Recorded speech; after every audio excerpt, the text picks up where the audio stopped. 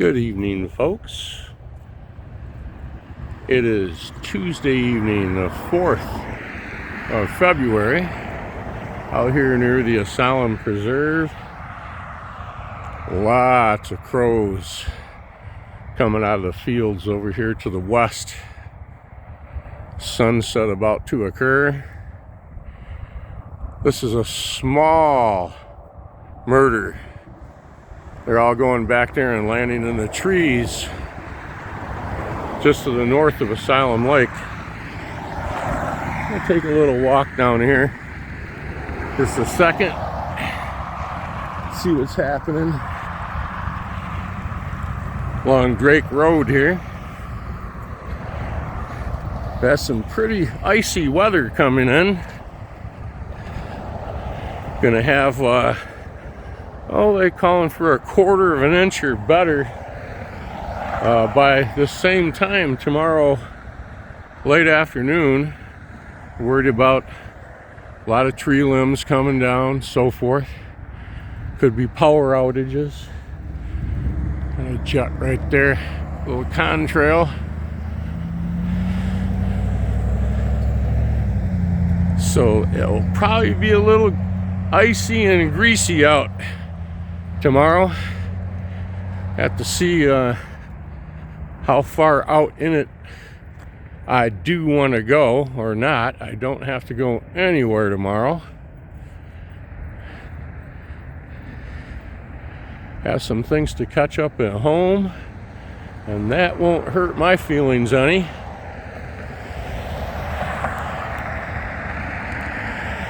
Twin engine jet.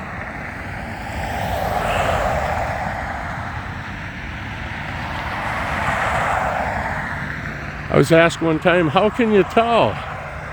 Well, there are 2 contrails. Okay? If it was a 4-engine jet, you would literally see 4 contrails. You'd see 2 very close together. You'd see a break, and then you'd see 2 more close together.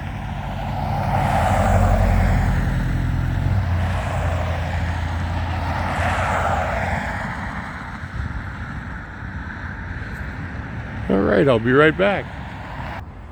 It is a frosty 21 degrees out. Maybe a 2-mile-an-hour wind. It's a breeze just here and there.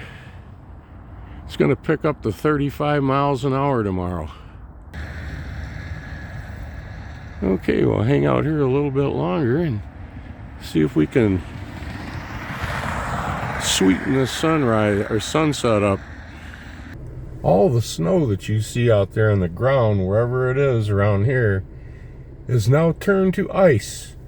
The last couple days it got up near 40 degrees, 42 degrees, and melted some of the snow. The snow got real wet, and then it got freezing again at night, and turned this all to like the ice planet Hoth. It is hard frozen and it is slippery. You'd think you'd just go run across that right there. No way.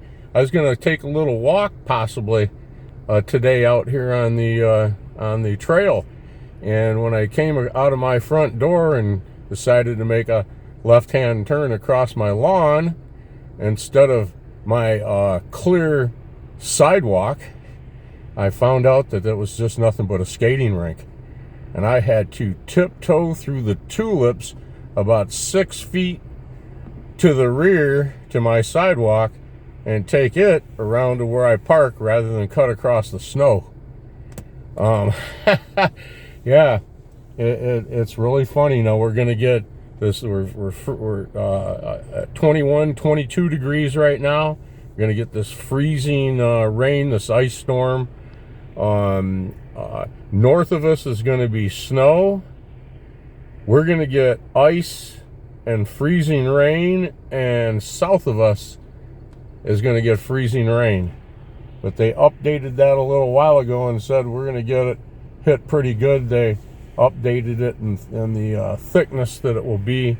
They said we're going to get up to 1/4 of an inch build up. Now they said it might be upwards of 1/2 an inch build up. anytime you get close to that, you have power outages, and that's the big fear. Freezing temperatures and people without power, but it's nothing new. It's happened here many times in the last 10 years. It's happened down in the Carolinas. They found that out now. They're finding that out, and my heart goes out to them again. There's more help that is coming in there to try to get people indoors where it's warm, try to survive this, and then give a good long summer of rebuilding. And that's what it's going to take. Because if there's anybody that's sleeping out in tents down there that lost their homes and everything in the Carolinas, Tennessee, Georgia, even Florida there, if they're still out there next fall, this coming fall of 25, that's a crying shame. That's a sin. That should be outlawed. I'm sure they'll be in a lot better position in quarters by then. But yeah, it can be very, very touch and go up here in the cold climates. The farther north that we live here in the state, I'll tell you, the more bunkered in people get. You should see how we were living up in the UP. You should see how, well, I'm not going to go into so much how I was living, but those that that we'll say I worked for, used to see how they were living out there in the hinterlands of the Keweenaw Peninsula. Man, that's some. They actually live out so far. They have propane powered refrigerators that work on propane, a special system in the refrigerator that actually heats up using propane with a flame, with a contained burn, and that heats up a chemical, and that chemical reaction, I don't really understand it, but it causes refrigeration. It causes cooling, and that's what cools the refrigerator. Heat actually cools. And so, and you should see the price of those refrigerators. But without it, what are you going to do? Okay? And they just live like that up there. That's the way they're used to it. I talked to two different individuals when I was up there that they were in their late 30s, and one fellow was early 40s. Their entire life, they've lived there in the Keweenaw, and they've never had other than a propane refrigerator. So there you go. In Canada, they're also, the farther you go north in Canada, that's all they have. You want refrigeration, it's going to be propane. Gotta look it up. It's an interesting setup there. If you have a travel trailer, a camper, or something like that, okay, the refrigerator is probably propane, and you can probably switch it to run on gas. They call it gas or propane, or to run it on electric when you're set up in a campground and you have electric hookup. I think they can run on that then. But yep, and it probably all came out of the space program. I don't know. Those microwave ovens, maybe they did. Well, they maybe did. So you always get these people that pop up in the back seat, you know. They come out of nowhere and give me counsel. Sometimes I can't understand their language. Maybe I shouldn't. Anyways, enough is enough. Here, a couple more minutes, we'll see if this gets a little bit rosier. Now down on the inland lakes around here, there have folks out, of course, ice fishing. We'll take a little closer look at that here. With this little bit of a warm-up for the last 2 days, so to speak, it's caused the ice to slush up. And so if there was enough, and you went out there with a shovel and cleared that slush and made like a little berm all around and just left it, you would have yourself a beautiful skating rink.